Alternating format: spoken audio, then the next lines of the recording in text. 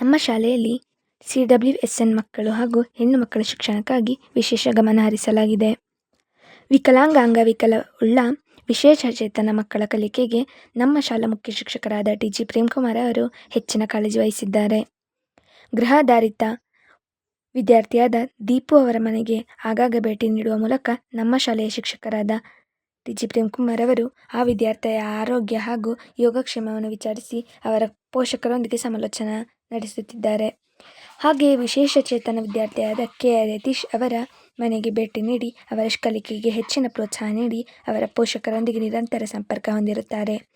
April 2025 SSLC ಪರೀಕ್ಷೆ ಬರೆದ ಈ ವಿದ್ಯಾರ್ಥಿ ಯತೀಶ್ ಇದೀಗ SSLC ಪರೀಕ್ಷೆಯಲ್ಲಿ ತೇರ್ಗಡೆ ಹೊಂದಿದ್ದು ಮುಂದಿನ ವ್ಯಾಸಂಗಕ್ಕೆ ತೆರಳಿರುವುದು ಹೆಮ್ಮೆ ತಂದಿದೆ. ಬೇಟಿ ಬಚಾವೋ ಬೇಟಿ ಪಢಾವೋ ಎಂಬ ಅಭಿಯಾನದೊಂದಿಗೆ ಶಾಲೆಯ ಹೆಣ್ಣು ಮಕ್ಕಳ ಕಲಿಕೆಗೆ ಹಾಗೂ ಅವರ ಯೋಗಕ್ಷೇಮದ ಬಗ್ಗೆ ಹೆಚ್ಚಿನ ಪ್ರಾಮುಖ್ಯತೆ ನೀಡಿದೆ. ಹೆಣ್ಣು ಮಕ್ಕಳಲ್ಲಿ ಆತ್ಮಸ್ಥೈರ್ಯ ಬೆಳೆಸುವ ದಿಸೆಯಲ್ಲಿ ಅವರಿಗೆ ಯೋಗಾಭ್ಯಾಸ ಹಾಗೂ ಕರಾಟೆ ತರಬೇತಿಯೊಂದಿಗೆ ಕ್ರೀಡಾಭ್ಯಾಸಗಳಿಗೂ ಹೆಚ್ಚಿನ ಆದ್ಯತೆ ನೀಡಲಾಗಿದೆ.